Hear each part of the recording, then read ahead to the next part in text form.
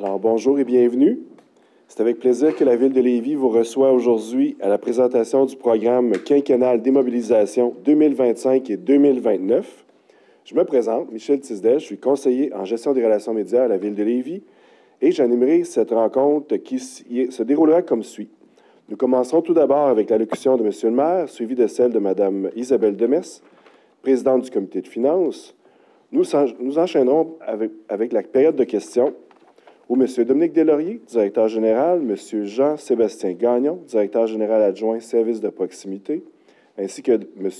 Frédéric Moisan, directeur des finances et trésorier, seront invités à intervenir au besoin. Donc, pour vous accueillir officiellement, j'ai l'honneur d'inviter le maire de Lévis, M. Gilles Lehoulier. Bien, merci beaucoup d'être ici aujourd'hui. Merci aux médias d'information. D'abord, moi, je voudrais remercier toutes les personnes qui ont collaboré à la réalisation de ce programme quinquennal d'immobilisation. Bien sûr, notre présidente du comité de finances qui est ici, est Mme Isabelle Demers. Et je voudrais aussi saluer notre nouveau responsable du programme quinquennal d'immobilisation, Jean-Sébastien. Merci beaucoup, Jean-Sébastien, d'être là. Notre directeur des finances. Donc, merci beaucoup, Étienne, d'être là. Grand plaisir aujourd'hui. Frédéric, excuse-moi, Frédéric. Alors, Frédéric, merci beaucoup d'être là.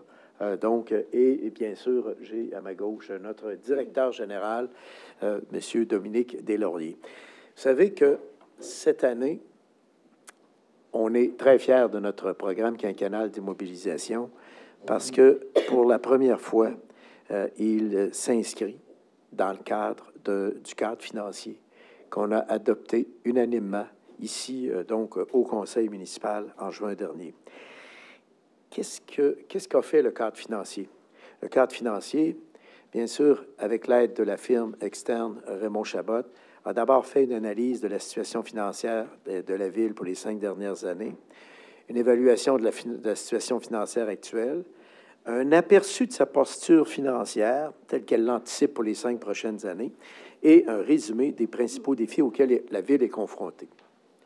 Les principaux défis auxquels la Ville est confrontée sont déjà identifiés dans le cadre financier et, bien sûr, notre programme quinquennal d'immobilisation est teinté de ces grandes orientations qui ont été données au niveau du programme quinquennal d'immobilisation et qui sont contenues dans le cadre financier.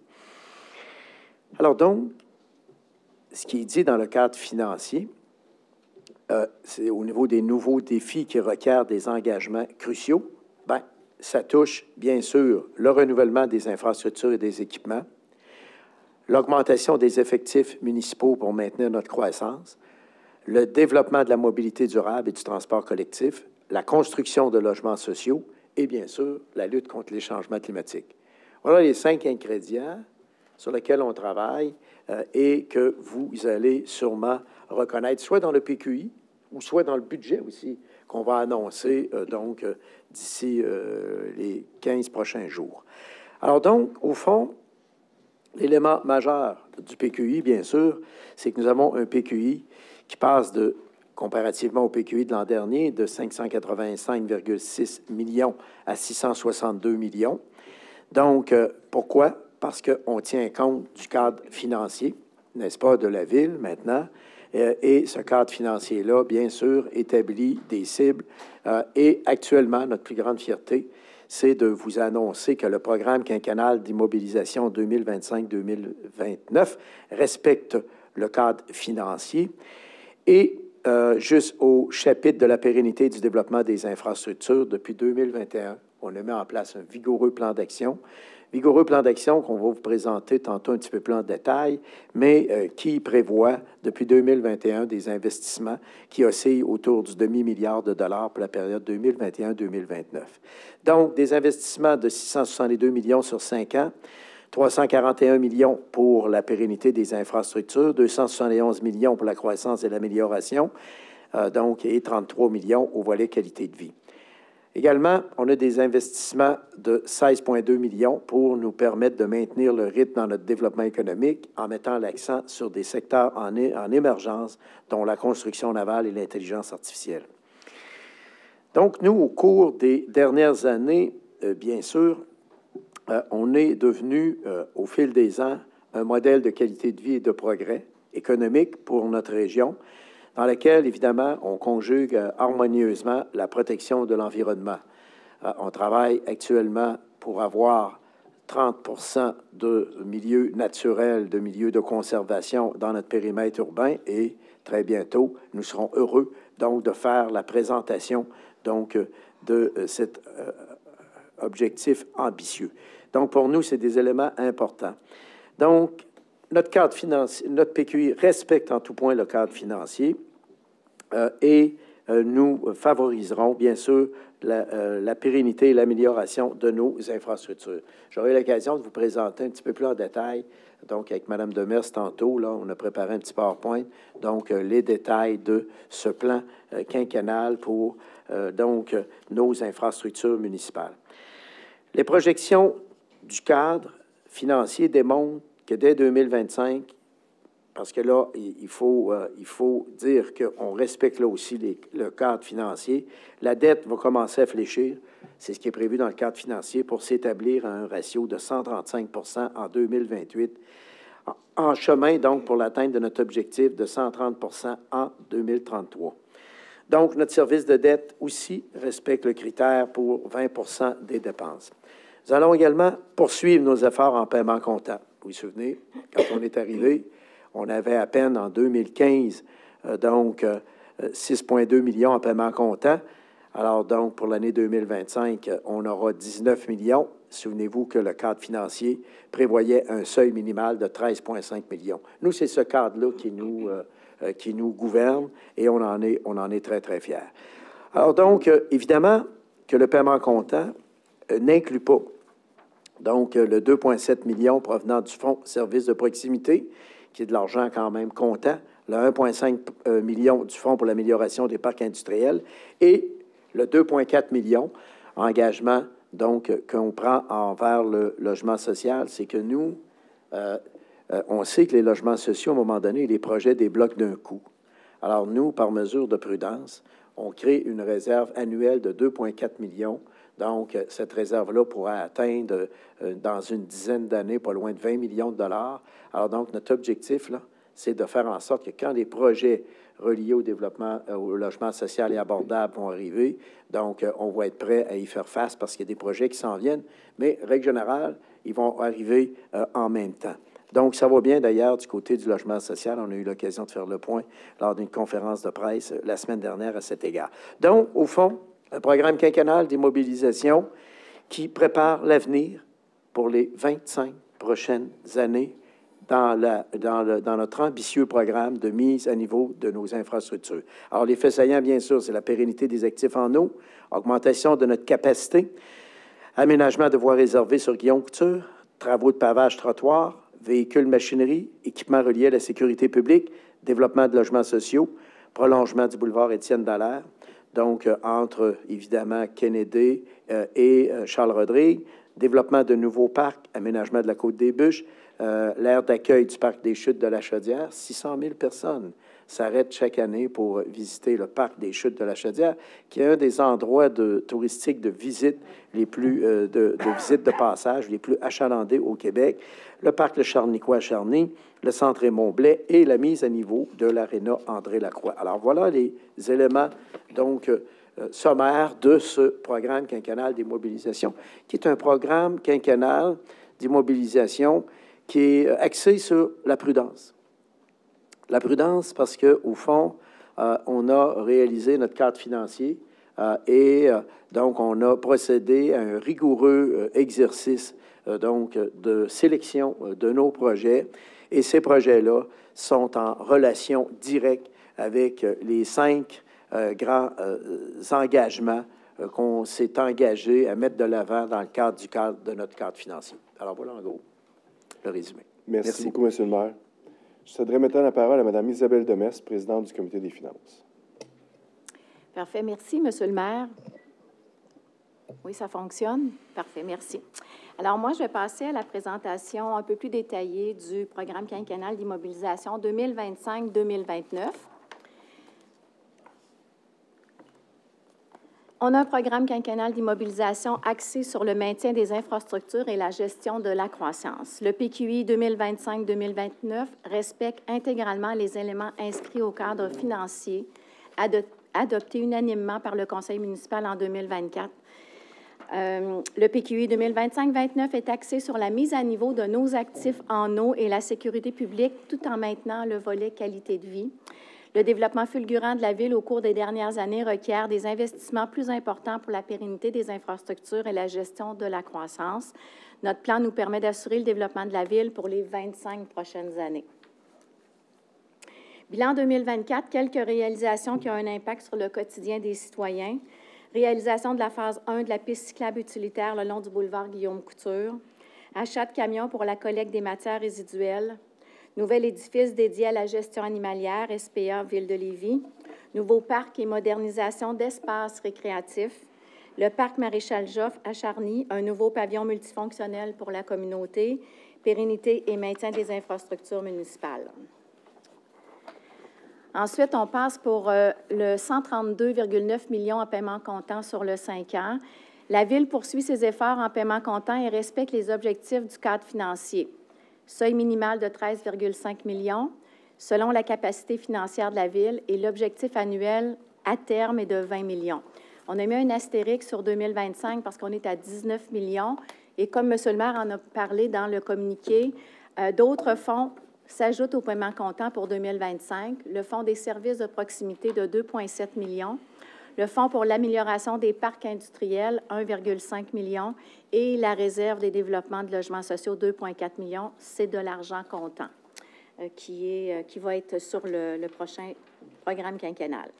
Fait saillant pour 2025-2029, 162,5 millions de pérennité en actifs en eau, 157,5 millions d'augmentation de la capacité des actifs en eau, 65,1 millions aménagement des voies réservées sur le boulevard Guillaume-Couture, 52 millions réfection et travaux de pavage, trottoirs et bordures, 22,8 millions remplacement de véhicules et machineries, 17,3 millions modernisation des équipements et édifices dédiés à la sécurité publique.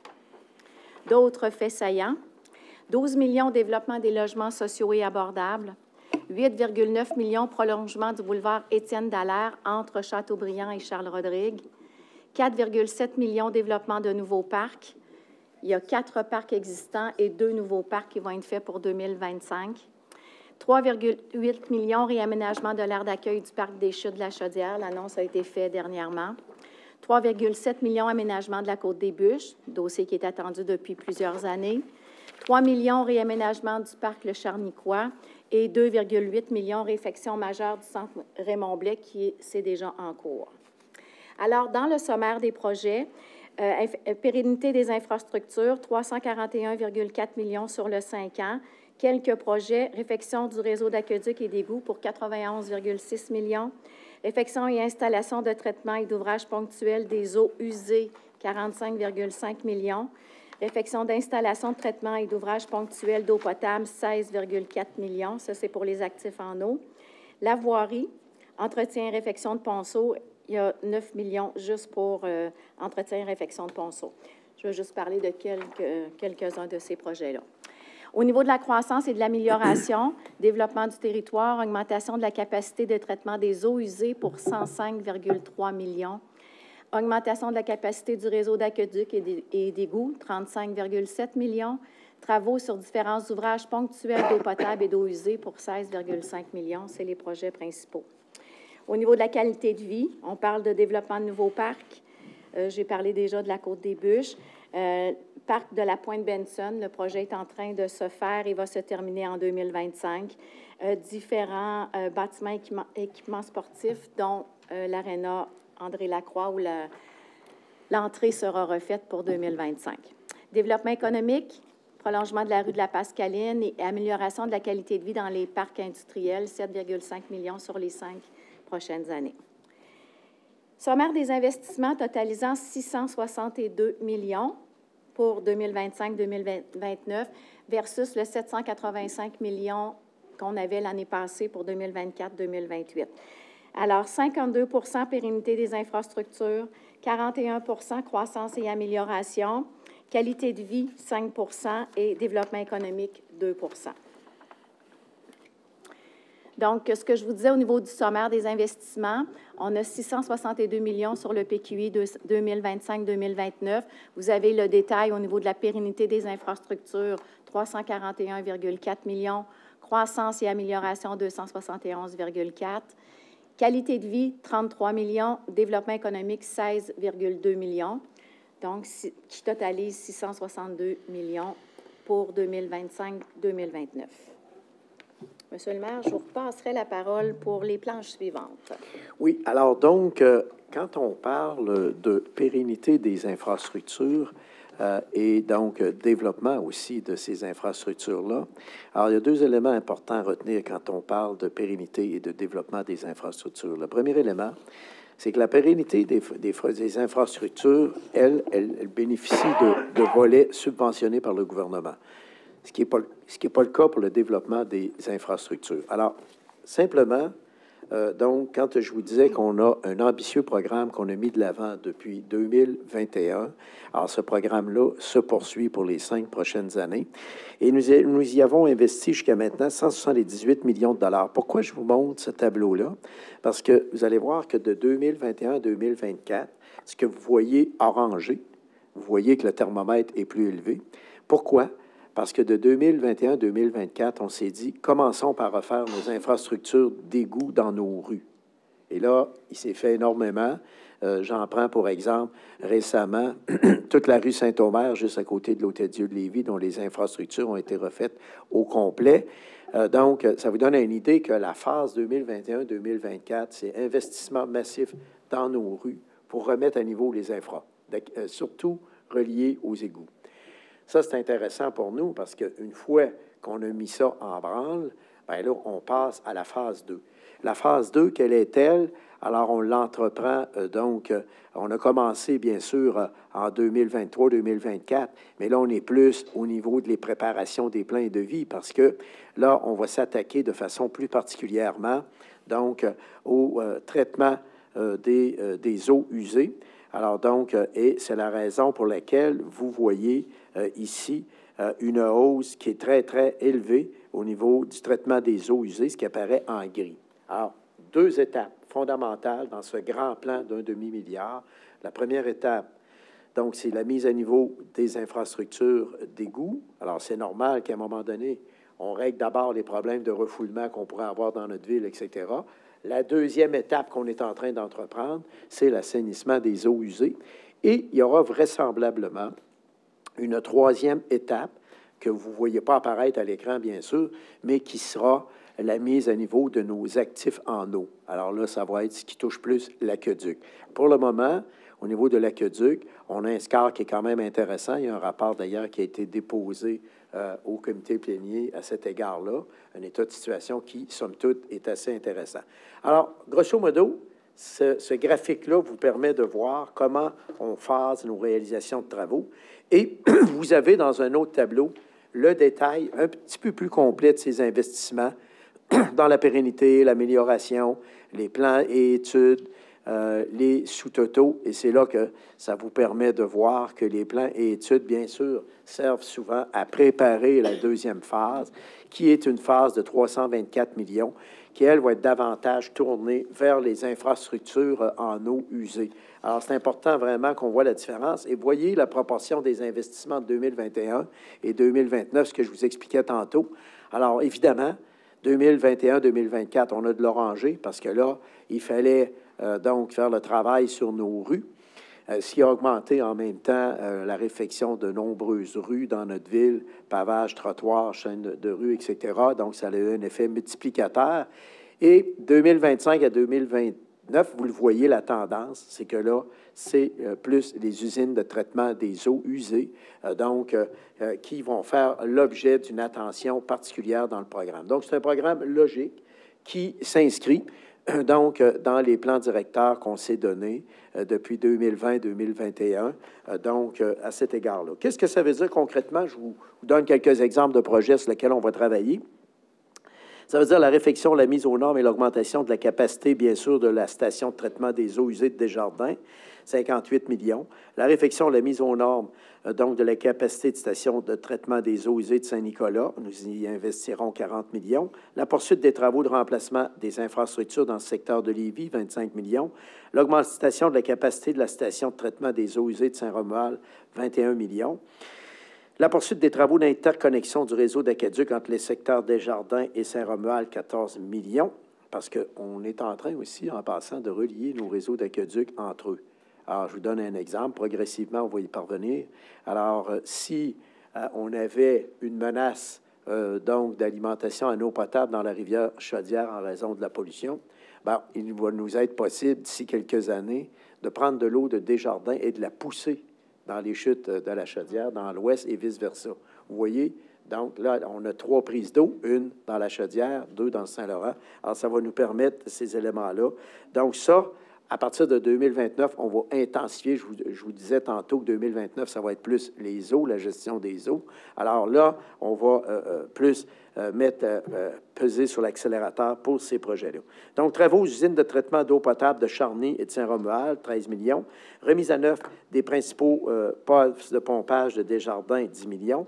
Et la réfection des infrastructures de la rue Wolfe pour 5 millions de dollars. Ça, le 5 millions, c'est la poursuite de remise à niveau que je vous ai montré en phase 1. Là. Alors, il en reste toujours un peu à faire, donc, pour nos égouts reliés donc, à la phase 1.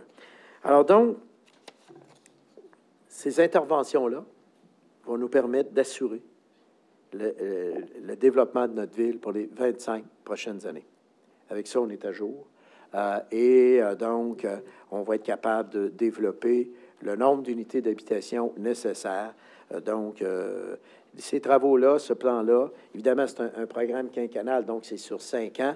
Donc, d'ici 5 ans, vont nous permettre d'atteindre des niveaux quand même super intéressants.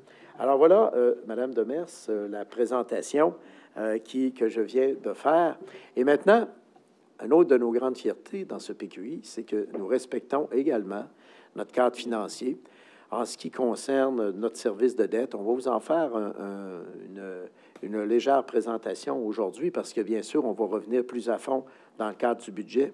Et inquiétez-vous pas, là, pour ceux qui s'interrogent, on va avoir les fonds consolidés et non consolidés. On va-tu avoir ça? Là? On va avoir les deux. Je ne prends pas de chance. Alors, on va avoir les deux, inquiétez-vous pas. Alors, donc, et ça, pour nous, c'est intéressant. Mais je tiens à vous dire une chose avant de terminer. Vous voyez... Là, vous voyez très bien ce que ça donne un cadre financier. Là. Vous voyez à quel point maintenant on est encadré dans des objectifs et des orientations.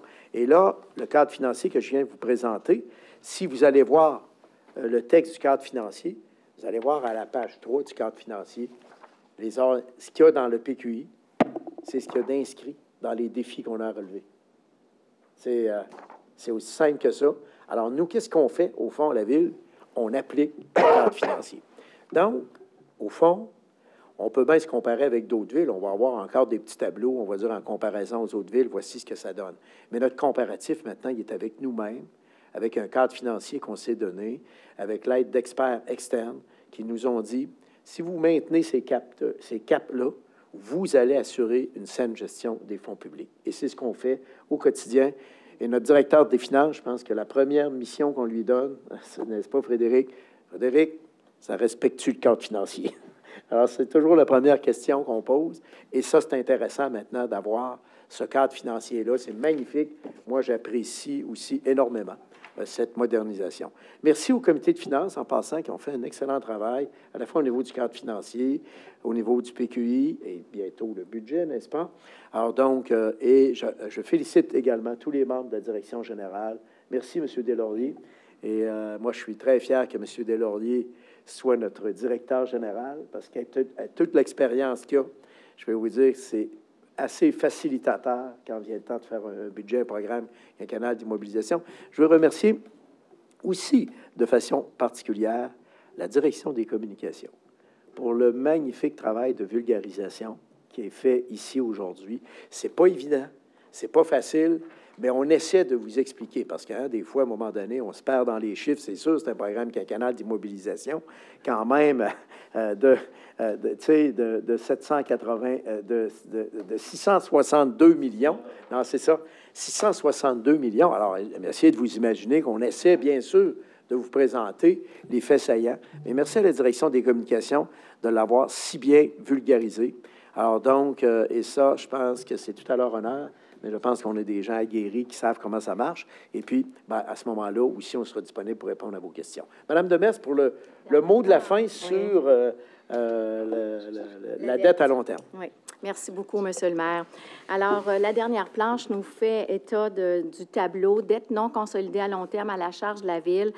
Quand on a adopté le cadre financier en juin dernier, on avait une cible à 135 pour 2028 et la cible à terme en 2033 était de 130 Alors, ce que vous pouvez voir, c'est que on avait une dette, puis on va vous en parler plus au niveau du budget, une prévision d'être à 156 pour 2024. On va être un petit peu en bas. C'est ce qu'on prévoit d'ici la fin de l'année.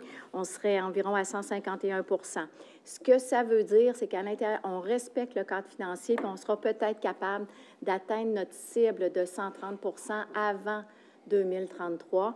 Et la beauté de la chose, c'est que le cadre financier va toujours être remis à jour en juin de chaque année. On va déposer les rapports financiers en mai de chaque année et en juin, on va revoir le cadre financier. J'ai juste envie de vous dire, on a un programme quinquennal d'immobilisation qui respecte la capacité, l'engagement social qu'on a pris envers nos citoyens pour le cadre financier. Et on est en ligne avec ce qu'on a présenté au mois de juin. Je suis bien fière du travail qui est fait aujourd'hui puis de la présentation qu'on fait pour le programme quinquennal. Il y a des dossiers qui sont plus difficiles que d'autres, mais ce matin, on a la preuve que quand on met les efforts puis qu'on est encadré avec le cadre financier, bien, on est capable de réaliser de bien belles choses à la Ville de Lévis. Merci. Oui, merci. Merci beaucoup, le maire. Mme Demers. Merci. Merci, M. le maire. Merci, Mme Demers. Nous sommes maintenant rendus à la période de questions concernant le PQI. Donc, je vous invite à vous nommer, de même que le média que vous présentez, avant de poser votre question, s'il vous plaît. Merci. Oui, bonjour. Taïeb Mola, Journal de Québec. On remarque, Monsieur le maire, ce PQI par rapport à celui de l'an dernier, il est quand même en baisse, si je compte bien, de 123 millions de dollars. C'est 662 versus 785 millions de dollars. Puis une des explications que vous avez données, c'est que cette fois, on respecte le cadre financier qui a été adopté en juin dernier.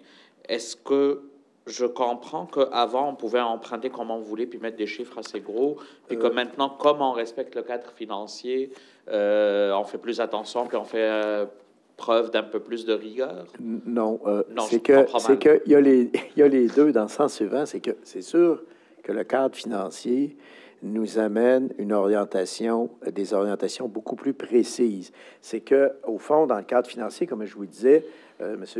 Noëlla, on a identifié 5 éléments sur lesquels il faut travailler.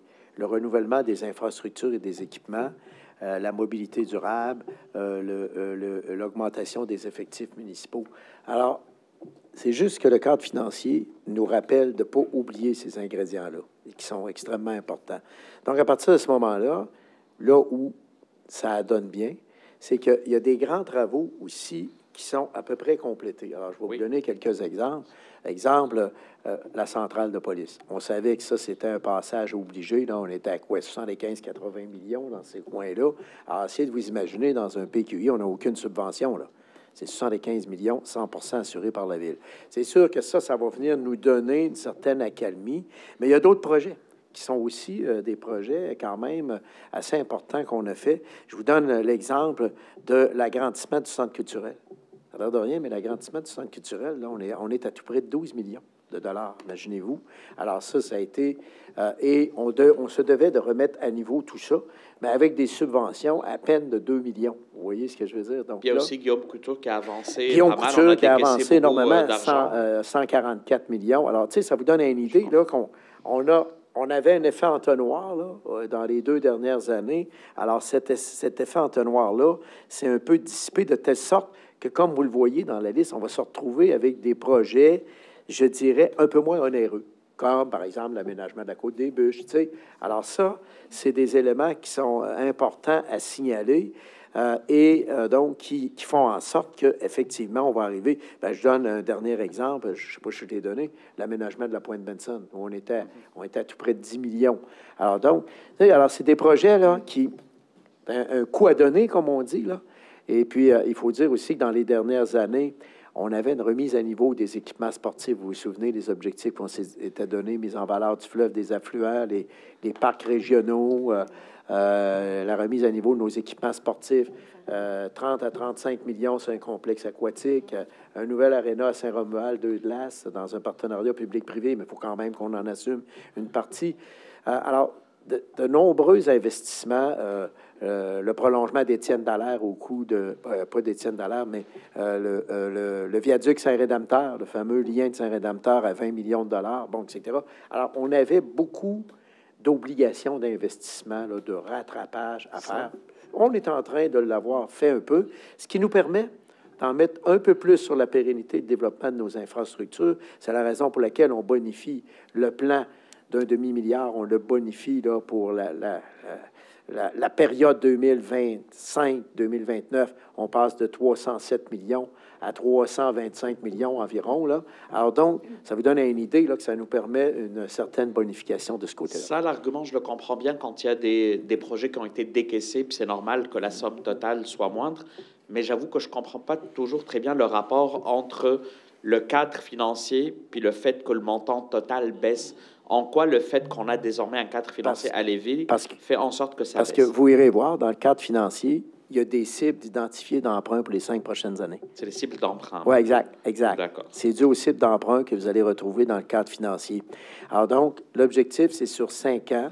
Lorsque notre directeur des finances, par exemple, la semaine dernière, nous présente donc les cibles d'emprunt pour 5 ans, ils se sont comparés, ces cibles d'emprunt-là, avec le cadre financier. Donc, c'est des cibles d'emprunt plus prudentes, si je comprends bien. Exactement.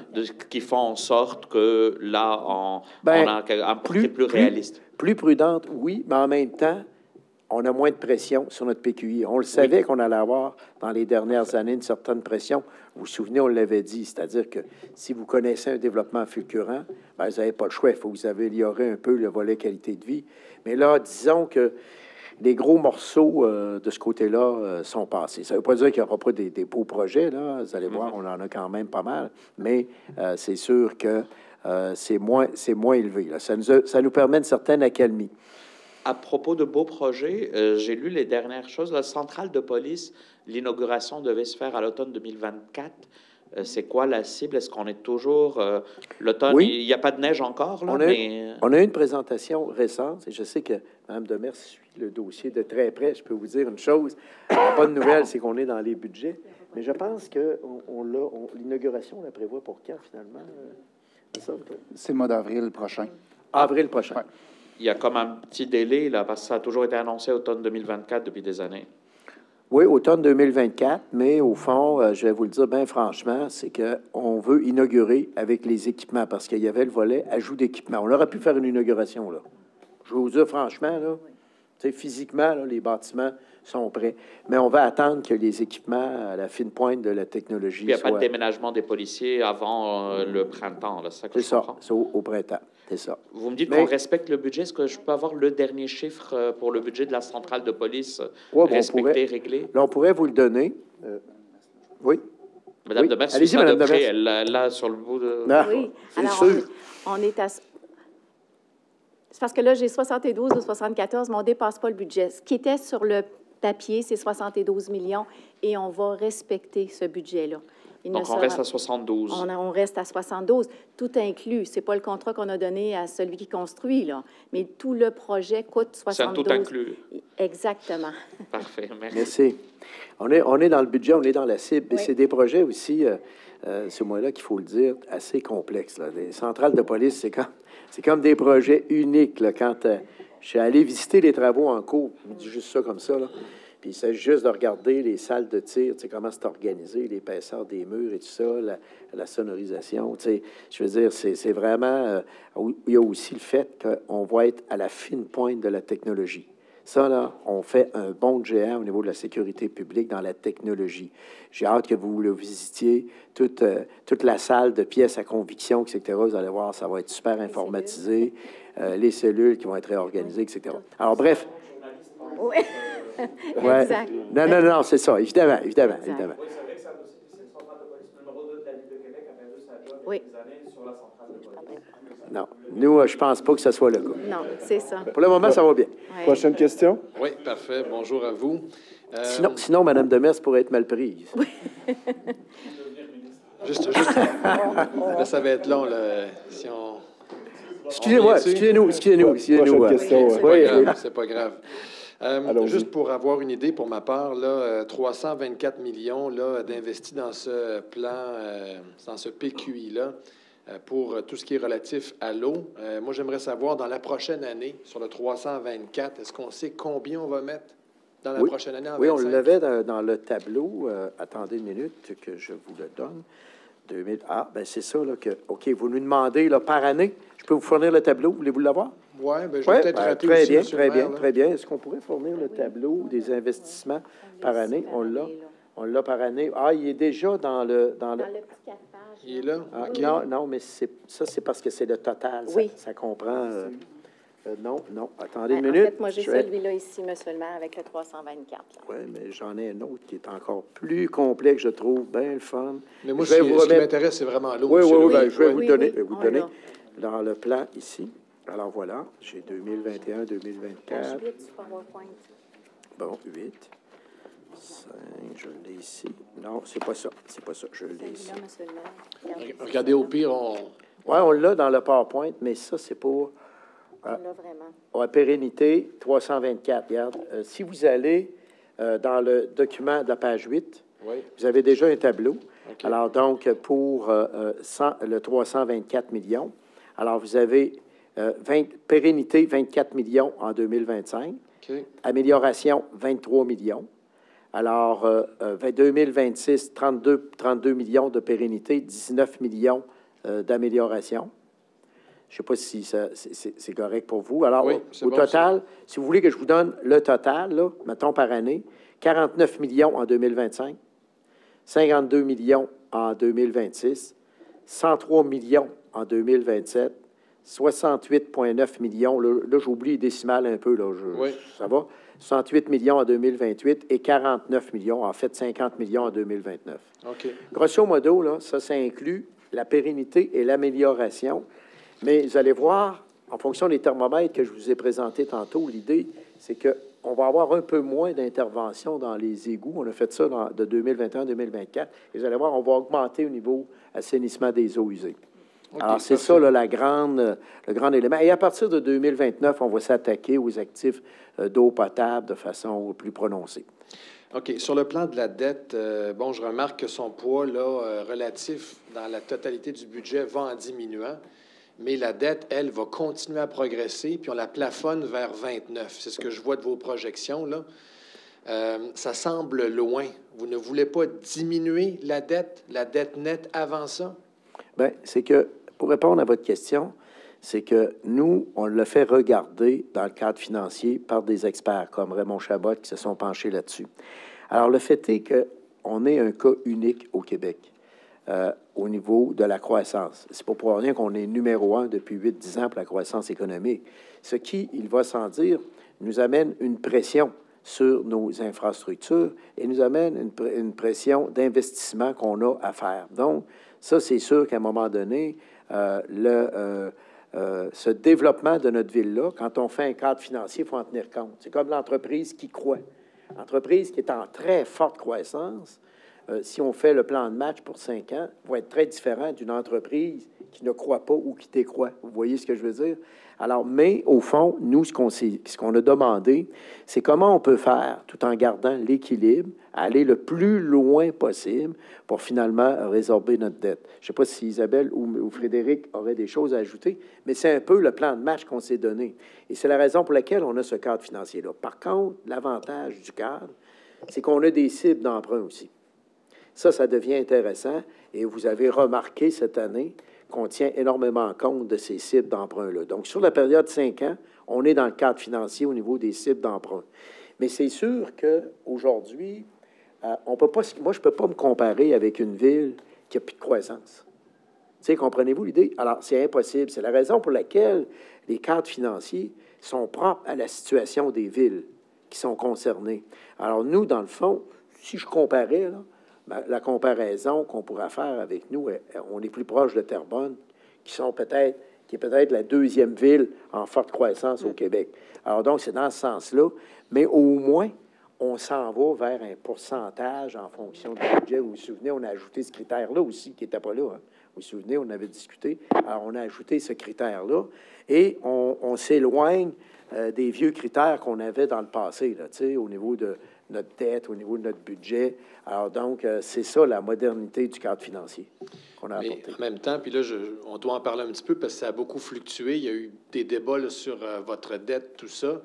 La dette a été revue à la baisse quand vous avez déposé votre cadre financier parce que ce que je comprends, puis peut-être que je l'ai mal compris, mais ce que je comprends, c'est que vous retirez maintenant de votre dette ce que vous prévoyez toucher en subvention du gouvernement, des différents paliers supérieurs. Ça, est-ce que d'autres villes le font ou bien c'est vous qui avez pris cette initiative-là à Lévis? Oui.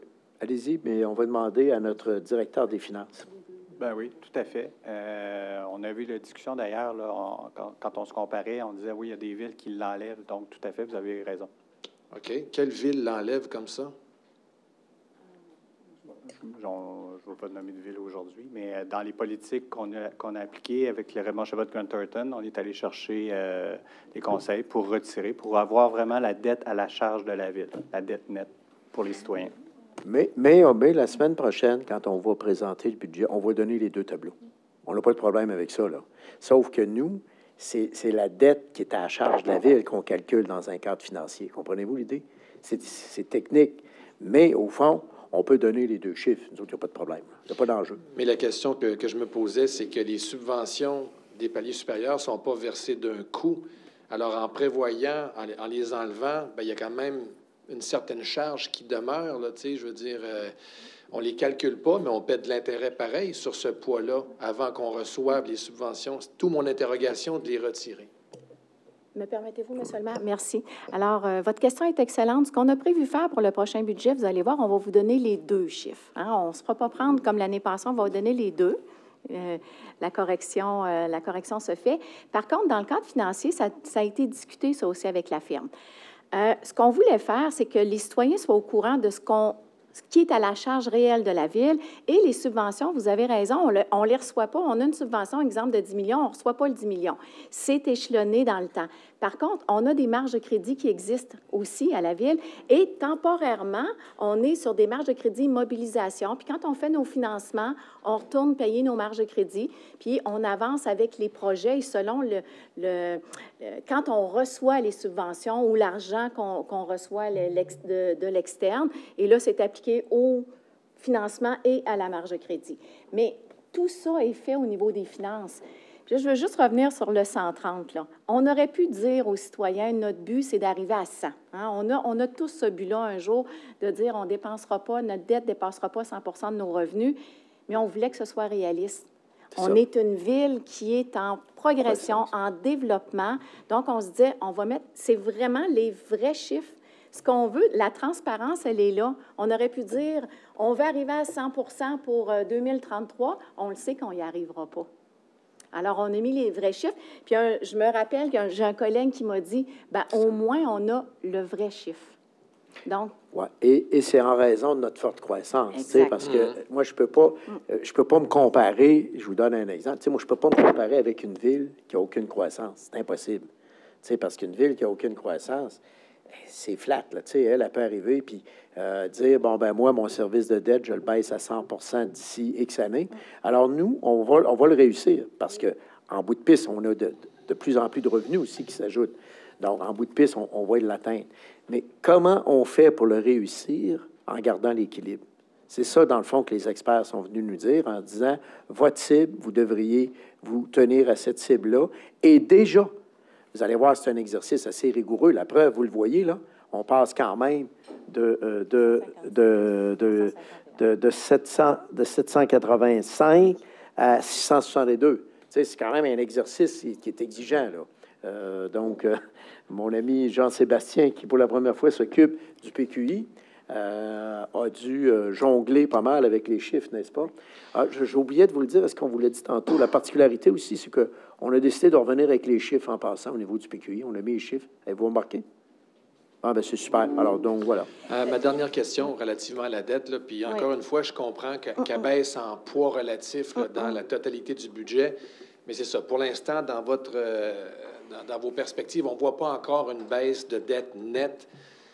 Le gouvernement fédéral, maintenant, nous dit ça. Là. La dette pèse moins lourd que ce qu'elle pesait, mais il nous avait dit avant qu'elle baisserait au niveau net. Ils font plus ça. Qu'est-ce que vous dites aux gens qui disent, ben là, regardez, on n'arrive pas à baisser la dette, là. Elle augmente, je veux dire, elle augmente encore, mais elle baisse dans sa proportion. Est-ce que c'est suffisant, ça, monsieur? Ben, c'est le fait qu'on a deux choix. Je vais vous le dire franchement. J'arrête toute forme de croissance, ce qui est un choix. Ou je poursuis cette croissance-là. Alors, nous, avec ce qui s'en vient, vous le savez comme moi, Olivier, c'est que ce qui s'en vient au niveau de la construction navale, on parle de 13 milliards de contrats. Alors, vous imaginez qu'on va avoir une certaine pression sur le développement de notre ville. Alors, il faut préparer ça. Nous, on a l'intelligence artificielle, on a des créneaux. Ça serait irresponsable de viser juste une baisse nette de la dette, pas avec ce qui s'en vient. C'est ce que vous me dites. Parce qu'on est les numéros 1 pour la croissance économique. C'est ça le problème avec lequel on est confronté. C'est un beau problème, là. C'est un beau problème avec lequel on est confronté. C'est la raison pour laquelle on a engagé des experts pour dire, dites-nous, là, pour une ville en forte croissance comme la nôtre, comment on devrait agir pour quand même contrôler la croissance de cette dette-là et arriver quand même à une chute dans les années qu'identifie le cadre financier. Et déjà, là, c'est un gros exercice quand même de choix, là. Ça nous amène, ça nous donne un corridor de choix qui est encore plus intéressant pour nous. Prochaine question. Oui, bonjour, Simon Carmichael, Le Soleil. Monsieur Lawley, l'année dernière, vous nous disiez que votre PQI était conservateur. Cette année, comment est-ce que vous le qualifieriez? Toujours aussi conservateur. Si Mme Demers veut ajouter quelque chose. En fait, je veux juste ajouter, prenez 2023 versus 2024, on avait à peu près 100 millions de moins. On avait déjà commencé le PQI de l'année dernière, on avait déjà commencé à faire des choix plus difficiles, mais on avait commencé puis on avait baissé le PQI. On était proche de 900 millions en 2023. Là, on a baissé à 785, puis on est rendu à 662. Les choix sont importants à faire. Quand M. Gagnon nous présente les choix qu'il y a à faire, et on fait ça dans le respect du cadre financier. On avait déjà des plans qui existaient avant, mais là, on l'a mis sur papier, puis on dit, voici, ce sont nos choix. En fait c'est un PQI qui est conservateur compte tenu de la très forte croissance de notre ville. C'est ce que je veux dire, là. Il faut avoir dans l'équation cette forte croissance-là. Nier la croissance de la ville de Lévis au moment où on se parle, ce serait de faire une erreur grave. Et oui, dans les dernières années, on a dû remettre à niveau beaucoup d'équipements qualité de vie, puis les citoyens le voient très positivement. Mais là, enfin, on a des gros morceaux qui sont passés, ce qui nous permet de recentrer l'action sur la mise à niveau des infrastructures existantes. Puis justement, tantôt, vous parliez d'un gros exercice de choix. Quand on regarde chacun des catégories de dépenses, on voit des baisses assez significatives. Là. Je vais les traverser avec vous. Là. Pérennité des infrastructures, bon, c'est lui qui semble le plus stable, passant de 344 à 341 millions. Oui, mais attends un peu, il faut expliquer pourquoi. Pérennité, pourquoi vous pensez qu'elle est stable? Parce que la pérennité, elle est subventionnée par la taxe sur l'essence. Alors, si on n'utilise pas les fonds, on les perd. Alors, est-ce que vous pensez que je vais laisser ça à la table des 75-80 de subvention? Alors, c'est la raison pour laquelle vous voyez ce maintien, parce que moi, il faut que j'aille la chercher, la taxe sur l'essence. C'est extraordinaire. Ce qu'on aimerait de la part des gouvernements qui disent, bon, ben il faut construire des logements, on veut bien en construire, mais il ne faut pas oublier que les infrastructures de développement, elles, ne sont pas subventionnées. Alors, c'est un peu pour ça, là. Tu sais, ça explique. Oui, bien, c'est parce que moi, nous autres, l'orientation qu'on donne à notre direction du génie, c'est assurez-vous qu'on ne perd pas d'argent. Vous me suivez? Tu sais, au niveau de la pérennité, là. Croissance et amélioration, on est passé de 333 à 271. Tantôt, vous disiez que c'était surtout à cause du poste de police puis de d'autres projets plus majeurs qui sont sortis du PQI. projet qualité de vie, on est passé de 62 millions à 33 millions. Puis pour ce qui est du développement économique, on est passé de 44 à 15 à 16 millions. C'est quand même des baisses marquées. Oui, parce que, prenons l'exemple du développement économique, c'est que nous, dans le fond, la croissance de nos parcs industriels, le développement de rues et tous ces éléments-là, il nous reste quelques rues à développer, mais il faut dire que notre parc industriel est pas mal développé. Alors, on va avoir, je vous donne des exemples, là. On va avoir la phase 2 du parc Innovation à Saint-David qu'on va pouvoir développer. Et on a le grand projet, bien sûr, Rabasca dans l'est de la ville, qui devrait donc bientôt nous amener un nouveau parc industriel de grande envergure. Mais dans ce cas-là, on n'est pas au niveau des investissements là, au moment où on se parle, parce que on va regarder pour développer une entente avec le gouvernement du Québec sur la gestion de ce grand parc-là. Mais nous, notre réserve, donc pour les développements industriels, entre autres liés à la construction navale, elle est dans cette zone-là. Mais le fait que le gouvernement du Québec s'en porte acquéreur, ça nous offre de belles opportunités. Regardez ce qui se passe à Saguenay, vous allez voir. Alors donc, on va travailler là-dessus. Donc, c'est la raison pour laquelle j'explique là, en gros, là, sommairement, pourquoi on a un peu moins d'investissement dans le développement, parce qu'on a développé beaucoup de rues.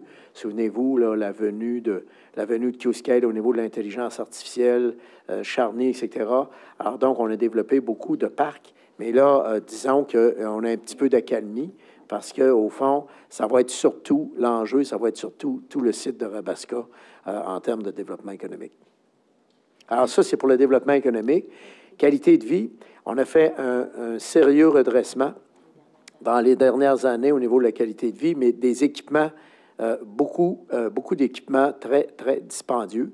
Donc, je prends juste ici, au niveau de la qualité de vie, l'exemple du complexe aquatique. C'est quand même des projets qu'on passe, mais qui ont un impact énorme.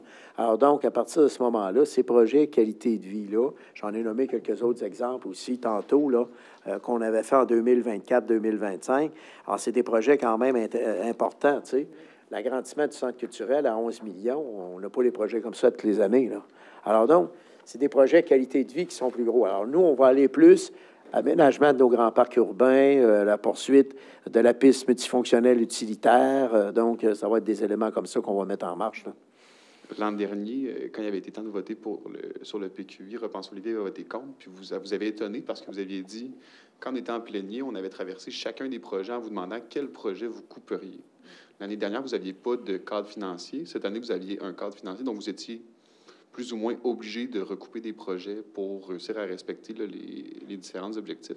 Lorsque vous avez fait cet exercice-là en plénier, quels projets ont passé à la trappe là, par décision des élus? Bien, en fait, les projets qui ne sont pas passés à la trappe, mais pour lesquels on va travailler, alors, il s'agit tout simplement de regarder un petit peu la liste des projets qu'on a mis à l'étude, et ça vous donne une idée.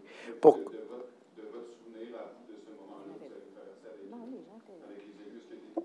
Non, nous, ça a passé. Nous autres, là, on est. Regardez bien, là, on va s'entendre là-dessus, là, parce que moi, l'opposition, ils font ce qu'ils veulent, puis c'est leur rayon, puis j'en conviens, là, j'ai aucun problème. Nous, voici ce qu'on a fait. On a présenté le PQI au comité plénier jusqu'à la fin de toutes les questions. Toutes les questions ont été répondues de A à Z, et en plus, le PQI respecte le cadre financier qui, je le répète, est un contrat social qu'on a pris avec la population de Lévis, parce que ce cadre financier-là, il est présent sur notre site Internet. Il dit à la population, voici les paramètres que le conseil municipal, à l'unanimité, s'est engagé à respecter. Or, nous les respectons. C'est quoi les sujets puis les questions peut-être plus précises sur lesquelles vous avez dû prendre des décisions plus difficiles dans le cadre de ce PQI-là? Est-ce qu'il y a un projet en particulier que vous avez dû dire, c'est beau, ça ira plus tard? Est-ce que je dirais pas parce que, au fond, n'oubliez pas que notre projet relié aux infrastructures, pérennité et développement, le 325 millions dont je vous parle, si vous prenez le PQI 2024, 2025, 2027, 2028, on avait 307. On a ajouté quand même quelques millions, mais c'est mineur par rapport à l'ensemble de l'œuvre. Donc, ce qui est arrivé, c'est qu'on a beaucoup de gros projets qui sont complétés. C'est ça l'avantage avec lequel on se retrouve cette année, ce qui nous permet d'en mettre un peu plus au niveau des infrastructures. C'est aussi simple que ça, les choix qu'on a faits. Les autres projets qui sont à l'étude, bien, c'est normal qu'ils soient à l'étude. Je vous donne un exemple concret. Quand on regarde la salle de spectacle du vieux bureau de poste, bien, nous, il y a une subvention à l'atelier. Donc, c'est sûr que ce projet-là va certainement aller de l'avant, mais il reste des étapes à franchir avant de le mettre dans le PQI. Même chose, si on veut se doter d'une salle de spectacle de grande envergure au niveau du cégep, bien, il faut le regarder. Alors donc, c'est des projets à l'étude pour des bons motifs. C'est qu'avant, ce qu'on faisait souvent, c'est qu'on embarquait ces projets-là dans le PQI sans avoir la certitude d'une réalisation.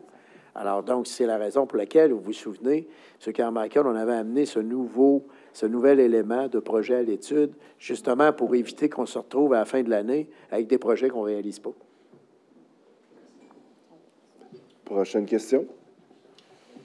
Oui, Louis-Philippe Arsenault de Radio-Canada aussi. Je voulais savoir si vous aviez chiffré un peu l'augmentation de la capacité en eau, pas en termes de dollars, mais en termes de litres d'eau que vous allez avoir besoin à gérer puis que vous allez prendre. Bien là, on n'est pas au niveau de l'eau potable, on est au niveau des eaux usées, surtout, au niveau de la pérennité de nos infrastructures. Comme je vous dis, le volet de la qualité de l'eau, ça va relativement bien. Avec nos usines, etc. On n'a pas d'enjeu pour le moment et tout est pas mal au vert en ce qui concerne ces infrastructures-là. Ça va être plus au niveau de l'interconnexion dont je vous parlais tantôt qu'on va travailler à partir de 2029. Là, on travaille surtout au niveau des eaux usées.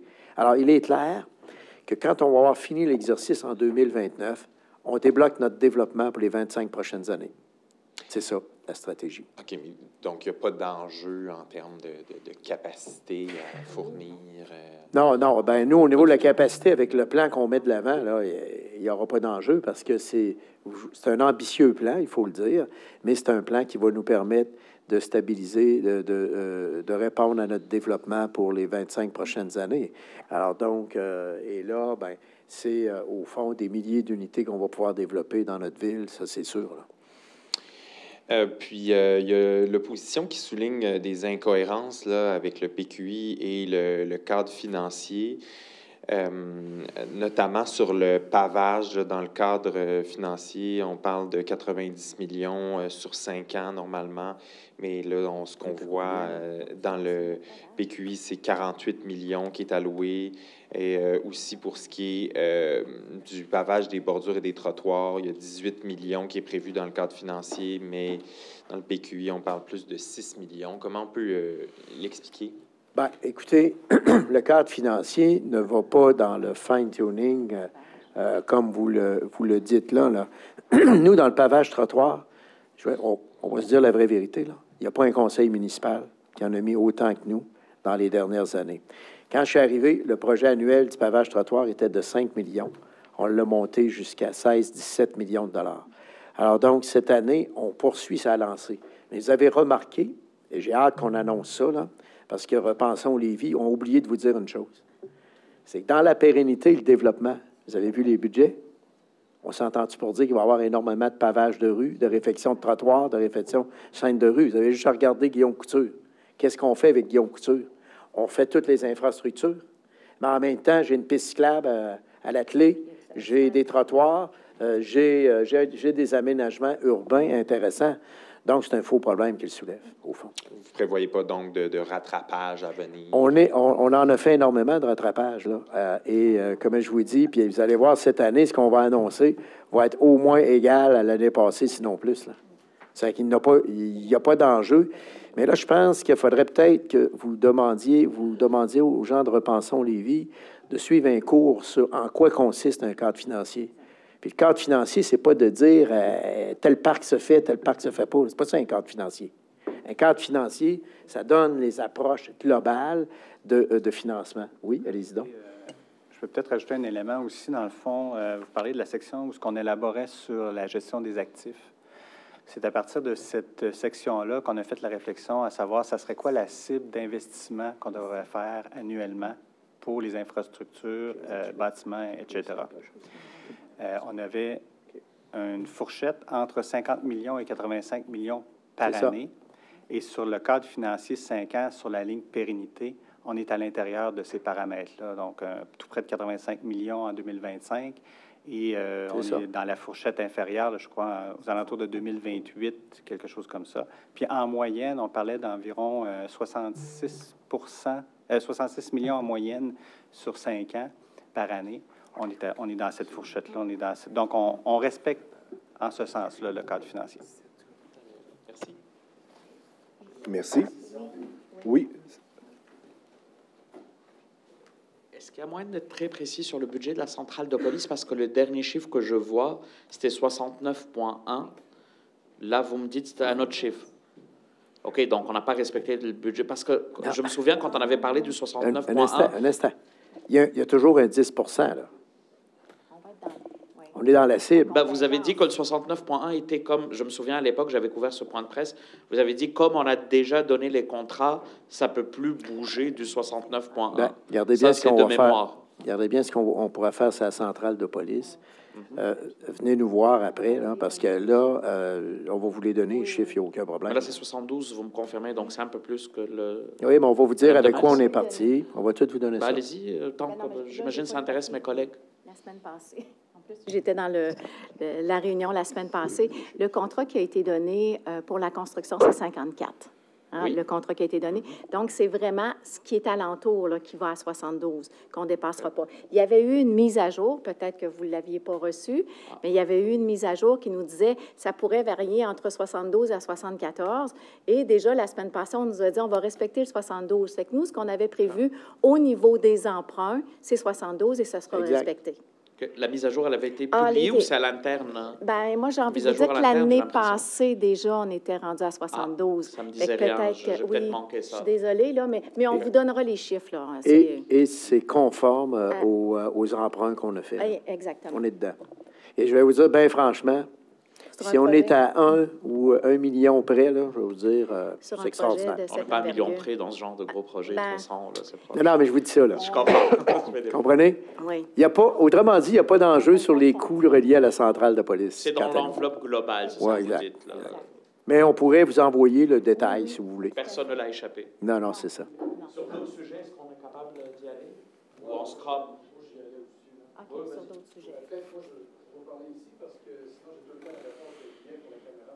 Oui. Juste rapidement, là, 3200 logements mis en chantier en 2024, c'est ce que j'ai compris. C'est quoi la cible pour 25? Bien, écoutez, nous, ce qu'il faut, là, on est en train de regarder ça très sérieusement. Donc, on va arriver dans les semaines qui viennent assez rapidement.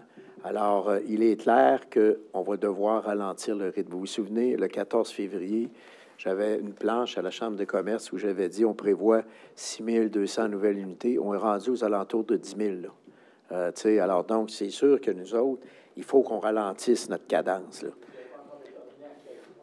Exactement. On est en train de le regarder, mais il est clair que on va avoir une accalmie pour les prochaines années. Vous ne verrez pas l'an prochain 3 200 unités, là. Vous allez avoir un nombre d'unités un peu plus bas. Il va se faire du développement parce que, comme je vous disais, on a quasiment 10 000 unités sur la table. Alors, ces unités-là vont se faire.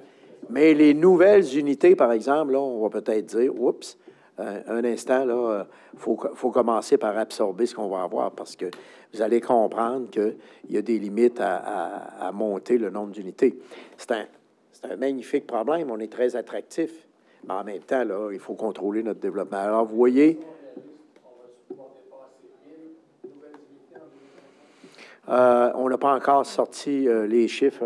Nous, le comité exécutif devra faire ses recommandations le plus rapidement possible au comité plénier. Alors, on va d'abord présenter les chiffres au comité plénier. Mais sachez une chose, oui, il va y avoir une baisse. Mais je ne peux pas vous la chiffrer pour le moment. Là, on est en train de compléter les chiffres. Mais c'est sûr qu'il va y avoir une baisse assez important.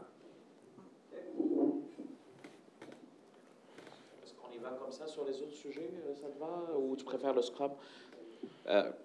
C'est bon pour le PQI, tout le monde? Bien, est-ce que peut-être juste, on termine le volet PQI?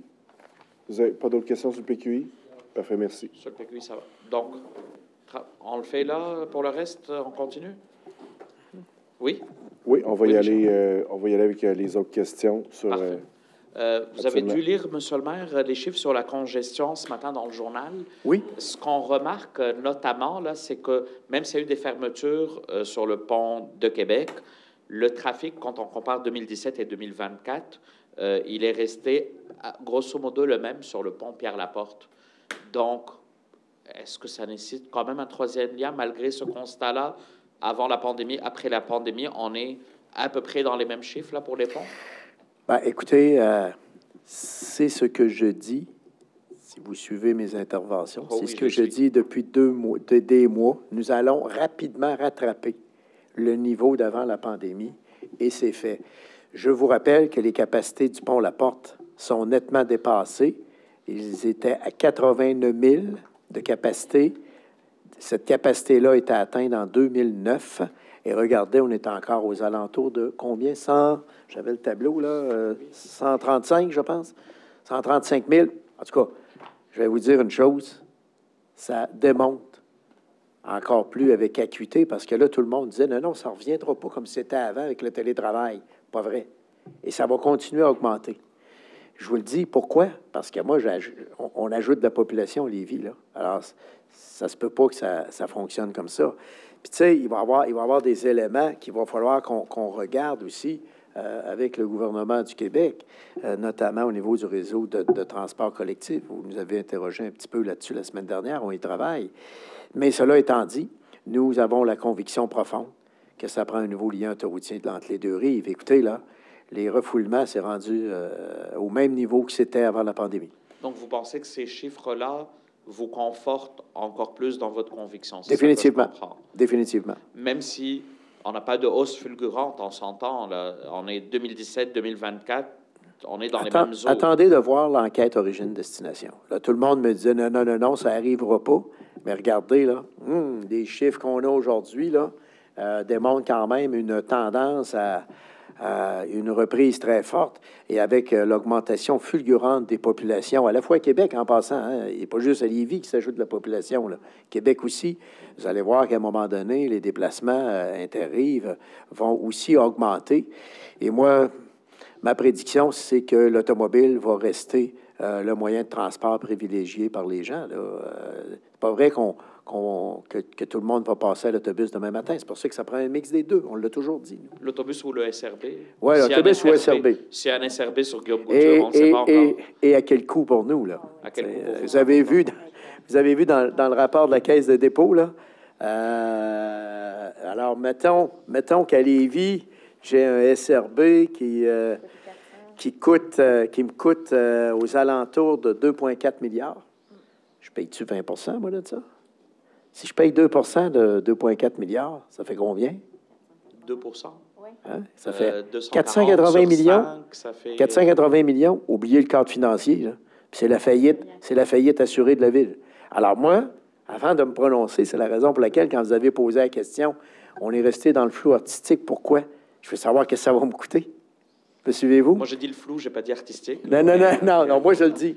Alors, mais pourquoi? Pourquoi? Parce que c'est normal. Moi, je veux d'abord savoir combien ça va me coûter. Et moi, si ça me coûte 480 millions, c'est la faillite de la Ville assurée, là. Mais si le gouvernement paye à 100 les autres, on est partant. C'est pour super. un SRB. Ben oui. Et vous allez voir, là, que va répondre le gouvernement là, au rapport de la Caisse de dépôt? Regardez bien, là. Il y en a pour 15 milliards, mes amis.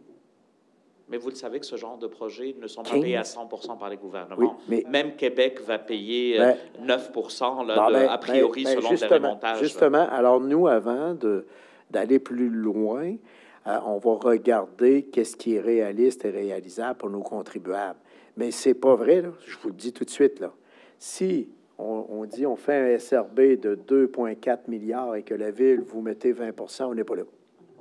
C'est clair. Imaginez-vous, c'est la faillite de la Ville. Oubliez le cadre financier, là, ça n'existe plus, on déchire ça. Savez-vous si c'est votre dernier PQI que vous présentez? J'adore ça. J'aime ça. Quand vous dites non, c'est pas le dernier, ça veut dire que vous présentez celui de l'année prochaine. Faites attention. Ben, Non. Si, non. Si vous gagnez l'élection? Non, mais écoutez, peu importe la décision, je vais suivre de très près les PQI de la ville de Lévis. Et ça me fera plaisir de conseiller en coulisses les gens, si jamais je décide de me retirer, bien sûr. Ah. Moi, je suis en forme, je suis là pour rester. Comme conseillère municipale? C'est pas décidé encore. OK, merci. Merci.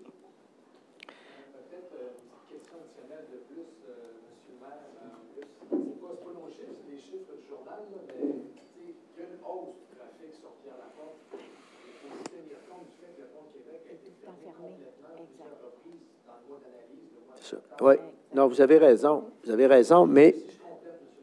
Oui.